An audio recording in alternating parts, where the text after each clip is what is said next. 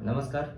आप मुझे देख रहे हैं, मैं अविनाश NSNB चैनल पे, जो मैंने कुछ ही दिन पहले एक एजुकेशन के लिए बना रखा है। उस पे मैं आपको शिक्षा से जुड़ी चीज़ों को बताना चाहूँगा। उसी तरह उसी क्रम में मैंने अभी कुछ दिन पहले अपने एक मित्रगण साथी विवेक जी का आपको बताया था। उसी को आगे बढ़ाते हुए मैं आज दिल्ली में रह रहे सत्यम जी से आपकी मुलाकात करवा रहा हूँ और इनसे जानने का प्रयास करूंगा कि इनका सफ़र जो अपने गांव से चल के आए हैं वो कैसा रहा और आज किस मोड़ पे हैं और आने वाले समय में आपको क्या बताना चाहेंगे, क्या मैसेज देना चाहेंगे, ये सत्यम जी की जुबानी सुनना चाहते हैं। सत्यम जी, आपका नमस्कार है हमारे चैनल पे। आपने मुझे आमंत्रित किया, मुझे बहुत अच्छा लगा। सबसे पहले तो मैं अपनी स्टार्टिंग की जर्नी स्टार्ट करना चाहूँगा कि मैंने क्लास 12th और 11th में सिविल सर्विस का सपना देखा था, और जैसे जैसे ये सपने मेरे क्लास होते थे तो मेरे बारे में इसमें जानने की बहुत जिजीविषा बहुत अच्छी थी कि कैसे सिविल सेवा का रोल एक समाज में सबके लिए बहुत इम्पोर्टेंट रोल होता है। गांव से आपको सत्यम जी मतलब कैसे प्रेरित, जैसे होता है ना कि बचपन हाँ। होता है, तो आपने गांव की पढ़ाई कहाँ गांव से ही की? मैंने अपनी पूरी पढ़ाई एकदम गांव से ही की है, और मैंने अपने हिंदी मीडियम से क्लास 10th 12th की परीक्षाएं दी और उत्तीर्ण हुआ अच्छे मार्क्स से। आप किस शहर से हैं? मैं एकदम गोरखपुर जिले से हूँ। यूपी, ये जो यूपी बाबा जी या हाँ। मुख्यमंत्री आदित्यनाथ हाँ, के हाँ। शहर से कह सकते हैं। हाँ, उन्हीं के शहर से आप कह सकते हैं कि मैं उन्हीं के शहर से हूँ। और मेरा मेन मोटो क्या रहा सिविल सर्विस को लेकर कि मेरा जो सफ़र है वो शुरुआत हुआ जब मेरा एक दोस्त था प्रियांशु। उसने मुझे क्लास 9th में सबसे पहले बताया कि IPS होता है। सो मेरे बारे में अच्छा लगा। फिर हम क्या करते हैं कि साउथ की मूवीज़ आती हैं, बॉलीवुड की मूवीज़ आती हैं, तो मैं बहुत ज़्यादा, उस समय मोबाइल इतना नहीं था, लेकिन जब मुझे मोबाइल मिला इन सब के बारे में तो मैंने मूवीज़ वगैरह डाउनलोड करके इन सब के बारे में जाना। तब मन में एक आग लगा कि चलो अब करना है तो करना है। उसके बाद मैंने अपने मतलब आपका मोटिव हाँ। मूवी है, अगर डायरेक्टली अगर आप बताना चाह रहे हैं? मूवी से मेरे को काफ़ी अवेयरनेस प्राप्त हुआ, जिसके थ्रू जैसे सिविल सेवा का क्या रोल है, IPS रिलेटेड क्या रोल है। और उसके बाद मेरे बाबा जो एज नायब तहसीलदार पोस्टेड है, उनसे मेरे को काफ़ी ज़्यादा सीख मिला कि अच्छा, कैसे घर में ही सारी सरकारी हाँ। चीजें, इसकी घर वजह से में कहीं ना कहीं बचपन हाँ, से देखते चले आ रहे बचपन हैं। से वो चीज़ें मैं देखते चला आ रहा हूँ। और जब मैं कहीं घूमने निकलता था अपने क्लास के बाहर बंक मारता था, तो मेरे को DM की गाड़ी आती थी तो मेरे को पता लगता कि ये है क्या। तो मैंने अपने पापा से पूछा करता था। तो यहाँ से जब मेरा मन हुआ कि मेरा क्लास 12th फाइनल हो गया, तब मेरे घर वालों ने मेरे से पूछा कि तुम्हें करना क्या है बेटा एक्चुअल में। तो मैंने उनसे बताया कि मेरे को पापा सिविल सर्विस की तैयारी करनी है और मुझे दिल्ली जाना है। तो मुझे याद है आज भी उस दिन कि पापा ने मेरे को समथिंग 5000 रुपीज़ दी थी। पिताजी मान गए तुरंत? पिताजी मान गए। क्या पिताजी क्या करते हैं? पिताजी मेरे एक व्यापारी हैं सोने चांदी के, और वो इस समय इसमें कहीं दादाजी का तो रोल तो नहीं, क्योंकि अधिकारी थे, उनकी बात कोई काट दादाजी नहीं का भी रोल सकता था, था। लेकिन कहीं ना कहीं अगर पूरी मुट्ठी बंद एक साथ हाथ, तभी सब जिंदगी में सब कुछ होता है। तो सबका आशीर्वाद लेके मैंने इस सिविल सर्विस की तैयारी के लिए 12 के बाद निकल गया। कब आए थे, किस सन में आप दिल्ली? मैं यहाँ पे 2018 में जुलाई में समथिंग आया था। तब से यहाँ पे सिविल सर्वे का क्रंच काफ़ी ज़्यादा था। और सबसे इम्पोर्टेंट बात क्या है कि जब से मैं दिल्ली में आया तो फर्स्ट कदम मैंने जब रखा, तो मैंने जब कोचिंग की भीड़ देखी तो मुझे लगा कि यार क्या सपने पूरे हो जाएंगे। एक एक पहली कोचिंग की कौन सी आपने इंट्रोड्यूस की? पहली कोचिंग मैंने दृष्टि में समथिंग किया था, क्योंकि मुखर्जी नगर में? हाँ, मुखर्जी नगर, क्योंकि ये बॉर्डर के पास पड़ती है। तो अच्छा। पहले मैंने GDP नगर से उतरा और फिर यहाँ पे आया। सबसे पहले आपको क्या लगा कि मतलब सबसे सपना पहले पूरा ही हो जाएगा, अब तो IAS ही है, हाँ, घर पे ये निकलेंगे तो क्या लेके हाँ, निकलेंगे? निकलेंगे तो क्या लेंगे, ये बात सही है कि जैसे माँ ने क्या बोला था आपको घर से निकल? माँ ने नहीं क्या बोला था कि बेटा अगर जा रहे हो तो फिर शर्म मत करके आना, कुछ बन के आना, नहीं तो एक अच्छा इंसान बन के आना। अच्छा इंसान बन अच्छा गया। इंसान बन के आना। और मुझे ये तो पता इतनी है स्वतंत्रता थी कि नहीं अधिकारी ही चाहिए, मतलब बहुत ज्यादा दबाव नहीं, लेकिन एक अच्छा हाँ, इंसान जरूर बन उन्होंने गया। मेरे को आज तक फ्रीडम रखा है कि तुम्हें लाइफ में जो करना है अच्छे से करो। और उसके बाद जैसे जैसे मैंने दृष्टि में देखा वहाँ पे, तो वहाँ पे फीस कल्चर बहुत ज़्यादा है। एक्चुअली बच्चे क्या करते हैं कि फीस तो देख लेते हैं, लेकिन एक टीचर से प्रेरित होकर वो एडमिशन ले लेते हैं। वो ये नहीं पता कि दृष्टि का जो फाउंडेशन कोर्स है वो 17, 18, 19 महीने का फाउंडेशन कोर्स है। वो उन बच्चों के लिए सही है जो ग्रेजुएशन के फर्स्ट ईयर से तैयारी कर रहे हैं। शुरुआत के बच्चों को जो 1 से 1.5 साल की एग्जाम देना है, उन्हें ऐसी कोचिंग पकड़नी चाहिए जो 1 साल में तैयारी करा सके। मैंने विजन आइज को पकड़ा क्योंकि मुझे पता था 1 साल 1.5 साल की अच्छी तैयारी मेरी हो जाएगी इससे। और मैंने कुछ निर्माण से क्लासेस की, और उसके बाद मैं लगातार टेस्ट सीरीज से जुड़ा हुआ हूँ विजन के, और लगातार अपना प्रोग्रेस कर रहा हूँ। और मेरा फर्स्ट अटेम्प्ट 2024 है। और अभी तक आपने एक भी अटेम्प्ट नहीं दिया? नहीं, अभी नहीं। अभी आपने 5 ईयर कंप्लीट कर लिया हाँ, दिल्ली में हाँ, और एक भी अटेम्प्ट नहीं, मतलब आप हाँ। टारगेट में कि फर्स्ट अटेम्प्ट दूं और फर्स्ट में फर्स्ट अटेम्प्ट, लास्ट अटेम्प्ट।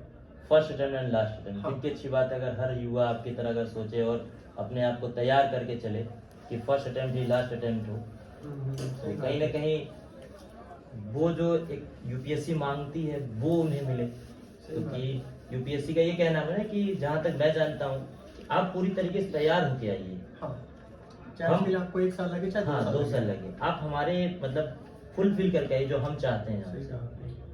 आजकल क्या होता है कि जैसे क्या होता है कि कोचिंग में बच्चा एडमिशन ले ले, ठीक है, जी। वो देख लेता है ऑनलाइन इतने सारे अच्छे अच्छे कोर्स हैं, बट आपको ये नहीं पता कि कोचिंग में आप जब जाओगे, जैसे मान लो आपको पर्टिकुलर कोई टीचर जी किसी सब्जेक्ट को पढ़ा रहा है, जैसे अंतर्राष्ट्रीय व्यवस्था आप पढ़ रहे जी। हो, अंतर्राष्ट्रीय व्यवस्था को पढ़ने के लिए आपको कम से कम 40-45 क्लास लगती हुई है। जी। और आप यूपीएससी क्वेश्चन क्या पूछ रहे हैं, करंट अफेयर से। इस साल क्वेश्चन आया था R2 यूट्यूब पे, इंडिया श्रीलंका रिलेशनशिप, जो तत्कालिक मुद्दे जो मोदी तत्कालिक जी के से मुद्दे- रिलेटेड चल रहे हैं या हाँ। वर्ल्ड में क्या चल रहा है, क्राइसिस हाँ। क्या हो रही है श्रीलंका अब उस पे में। क्या करते हैं बच्चे, 250-250 200 पेज का एकदम बड़ा बड़ा हैंड रिटन में नोट्स बना देंगे और एग्जाम के टाइम में पैनिक हो जाएंगे कि लेंथी ना- हो जाता है काफी, हाँ, वो पढ़ने में रिवीजन ना समस्या कर आ पाओ। जाती है। और कोचिंग वाले भी कम से कम पूरा टॉपिक तो कवर करते नहीं है, और ना करंट अफेयर्स की जो उनकी मंथली मैगजीन आती है 100 200 250 पेज की आती है।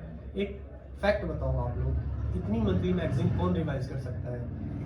इसीलिए है कि जितना कम पढ़े, ज्यादा से ज्यादा रिवाइजन पे फोकस करें। तो कहीं ना कहीं कोचिंग में बदलाव आप मांगते कोचिंग हैं। में कुछ मैंने की टर्म्स रखे हैं, अगर उन चीजों पर कोचिंग खड़ा उतरे तो डेफिनेटली हर स्टूडेंट इस एग्जाम में सक्सेसफुल होने की आप गारंटी। बताना चाहेंगे मेरे दर्शकों को कि आप कोचिंग अगर कहीं ना कहीं कोचिंग इसमें देखें कि कौन सा ऐसा टर्म हो,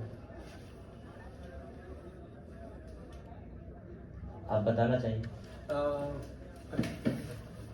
तो एक्चुअली कोचिंग में मैं 5 पैरामीटर्स पर खड़ा उतारता हूँ कि अगर 5 चीजें को सुधार ले तो कोचिंग में बहुत अच्छी सुविधाएं हिंदी मीडियम से कैंडिडेट्स को मिलेंगी। पहला, एक ऐसी टीम रखनी चाहिए जहाँ पे हिंदी मीडियम के एस्पिरेंट्स जब आंसर राइटिंग प्रोग्रेस करें तो उसमें उनको प्रॉपर वे में data, fact, committee recommendations, case studies, इन सब के बारे में बताया जाए, ताकि कौन कौन सी ऐसी चीजें हैं जहाँ पे आंसर राइटिंग में इंग्लिश मीडियम वाला आधे नंबर एक्स्ट्रा कर लेता है। कि श्रुति शर्मा का 494 मार्क्स और रवि साक्षर अभी 4 साल 5 साल में कई बार मेंस लिखे, कई बार टेस्ट सीरीज लिखा, इंटरव्यू भी दिया और इंटरव्यू भी दिया, क्वालिफाई भी रहे। क्वालिफाई भी हुआ, फिर भी उनका 424 मार्क्स जीएस में है। और आज तक हिंदी मीडियम से कभी 450 क्रॉस करने का ड्रीम किसी एस्पिरेंट और किसी टॉपर के मन में तो है नहीं। और हिंदी मीडियम से जो टॉपर आ रहे हैं वो भी ऑलरेडी स्टेट पीसेस में सिलेक्टेड है, स्टेट पीसेस के थ्रू उन्होंने इंटरव्यू दे रखा है, उनके पास 3 घंटे लिखने की कैपेबिलिटी है। मतलब वो पहले से ही कहीं ना कहीं प्रिपेयर पहले से है इस prepare बात है को वो। लेके कि मैं क्या करना है। पहले जो से नया वो- बच्चा आ रहा है, हाँ। आप ये बताना चाह रहे हैं कि नया बच्चा आ रहा है वो मतलब हाँ। कहीं ना कहीं कर नहीं पा रहा है। हाँ, तो Full पहला है कंटेंट इनरिचमेंट पर फोकस करना चाहिए। दूसरा पैरामीटर है ग्रुप स्टडी का। ग्रुप स्टडी का इन द सेंस कि अगर आपका अच्छा कोई ग्रुप है, कोई मेंटर है, तो मेंटर्स आपका 1 से 1.5 साल का प्लान बनाए। ये नहीं कि आप कितने टॉपिक्स डिवाइड कर दे और एक टॉपिक का 1 पेज 1 शीट नोट्स की मेथड से हर टॉपिक को कवर करता जाए और उसके सिनॉप्सिस नोट्स बना के रिवाइज करके फंडामेंटल टेस्ट लिखता रहे। सर लेकिन ये तो उनका प्लान है ना, आप हाँ। इसमें कैसे कह सकते हो? आप उनके अकॉर्डिंग चलोगे। नहीं, जैसे अगर मैं ये पूछूं कि हाँ। आप सबसे पहले दिल्ली में आए, हाँ, तो आपको ऐसा कौन सा जगह अच्छा लगा या क्या अच्छा लगा दिल्ली में आके आपको? दिल्ली में मुझे सबसे यहाँ का अच्छा खाना जैसे है दिल्ली या प्लेस है या हाँ। आपने शहर घूमा, मुखर्जी नगर देखा, तो क्या उसको लेके आपके मन में राय है अगर मैं पूछूं? दिल्ली का मेरे को सबसे अच्छा प्लेस तो लाल किला लगा। और दिल्ली का मेरा मन में राय ये है कि दिल्ली एक ऐसी सिटी है जहाँ पे आपके पास ऐसे अवसर आते हैं जहाँ पे आप अपने आप को निखार सकते हो। एज अ सिविल सर्विस के लाइन में नहीं, लक्ष्मी नगर में आप CS के लाइन में आप कर सकते हो, CA है जो, और बाकी यहाँ पे अच्छी अच्छी कॉलेज है, IIT दिल्ली है, DU के जो कैंपस में आप सर जो बातें बता रहे हैं, हाँ। जो गांव के बच्चे हैं, हाँ। उनको आप क्या मैसेज देना चाहते हैं? क्योंकि ये जो आप बता रहे हैं कहीं ना कहीं आपके दादाजी रहे हैं तो आप ये सब सोच पा रहे हैं। हाँ हाँ गांव के जो उन किसान बच्चे हैं, कहीं ना कहीं ग्रामीण बच्चे जो कि नहीं घर में पोछा लगा रहे हैं, झाड़ू लगा रहे हैं, उनके बच्चों को आप क्या मैसेज देना चाहेंगे यहाँ से? क्योंकि आप जिस जगह बैठे हैं ये बहुत कीमती जगह है। सही बात, यहाँ के एक मिनट तो यहाँ से आपकी बातें अगर लोग सुने तो उनको आप क्या देंगे कि नहीं कम समय में, आने वाले समय में, जैसे कि अगर कहीं ना कहीं यार रेगुलेशन खान सर ने भी लाया है, ऑनलाइन बैच करके हम कम बजट में ही वो प्रायोरिटी देंगे, तो आप क्या मैसेज देना चाहेंगे? सबसे पहले मैं जो गांव के बच्चे हैं जो कोचिंग इतनी महंगी एफर्ट नहीं कर सकते, मैं उन्हें एक ही सुविधा देना चाहूंगा। देखो, कोचिंग तो सिलेक्शन कराएगी नहीं, ठीक है। आज हम मिडिल क्लास लोग हैं, हमारी मॉम डैड की मंथली इनकम 5-10 हज़ार 15 हज़ार के बीच में रहती है। सो सबसे बेटर है आप कोचिंग के जो लोक लुभान बात है उसमें ना पड़े। आप एक सिंपल सा एक कोई कोचिंग समझे कि ये पर्टिकुलर कोचिंग है, इससे मेरे को ये सिलेबस पढ़ना है। यूपीएससी ने आपको दो चीजें दे रखा है, पहला पीवाईक्यू और सिलेबस। अगर आपको सिलेबस और पीवाईक्यू की अच्छी कमांड है तो आपको किसी मेंटर की किसी प्लान की नीड नहीं पड़ेगी, आपको स्टेप बाय स्टेप फॉलो करना है। और इसका एग्जांपल मैं देना चाहूंगा कि ये कैसे करते हैं। देखिए, हमारे सिलेबस में आपदा प्रबंधन दे रखा है, ठीक है, आपदा और इसका प्रबंधन। तो आप ये देखो यूपीएससी 5 सालों में उस पर कैसे क्वेश्चन पूछी है। जैसे 2022 के पेपर में उसने क्लाउड बर्स्ट पे क्वेश्चन पूछा था, ज्वालामुखी पे 21 में क्वेश्चन पूछ चुका है, फिर 2020 में अर्बन फ्लड पे क्वेश्चन आया था उसका मैनेजमेंट करने का। तो आप पीवाईक्यू में एक टॉपिक की लिस्टिंग कर लो कि ये टॉपिक पर यूपीएससी 5 साल का ट्रेंड है, उसी पर आप गूगल करके एनडीएमए वेबसाइट से नोट्स बना लो, या आप डिजास्टर मैनेजमेंट के जो मार्केट के रिसोर्सेज आप तक अफोर्डेबल हो जाते हैं आप उसके थ्रू अपने नोट्स बना लो। 5 दिन में आप डिजास्टर मैनेजमेंट में अच्छे कर लो और 1 से 2 टेस्ट लिख लो या पीवाईक्यू के क्वेश्चन सॉल्व कर लो।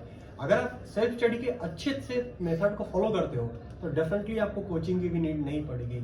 ऐसा मैं जानता हूँ, मेरा ये खुद है कि मैं सेल्फ स्टडी करता हूँ और मैंने ये खुद सीखा है। क्लास में आपको कोई एक्स्ट्रा थीम नहीं पढ़ाया जाएगा। साइबर अगर सिक्योरिटी की क्लास हो रही है तो आंतरिक सुरक्षा में साइबर सिक्योरिटी ही पढ़ाया जाएगा, नक्सलिज्म ही पढ़ाया जाएगा। आपको बुक में दे रखा है, मतलब जो जरूरत है, जो टॉपिक वाइज है वही आपको पढ़ना है और हाँ, उसी पे आप बने रहिए। हाँ, हिंदी मीडियम में बहुत बहुत धन्यवाद सत्यम जी, आप आए और हमारे दर्शकों को वो कोर पॉइंट बता रहे हैं जहां उनको काम करने की जरूरत है, जहां वो गांव बैठे भी सेलेक्ट हो सकते हैं और अपने सपने को सजा सकते हैं और पा सकते हैं। तो मैं बताना चाहूंगा अपने दर्शकों को कि आप इसी तरह अन्य चीजों को और जानकारी के लिए आप हमें कमेंट भी बताएं कि आपको किस तरीके की जानकारी चाहिए, मैं उसी तरीके के देने की यहाँ पे भरसक प्रयास करूंगा अपने टीम से कोऑर्डिनेट करके। आप देखते रहिए हमारा चैनल NSNB, मैं अविनाश, एजुकेशन नंबर 1 पे। नमस्कार।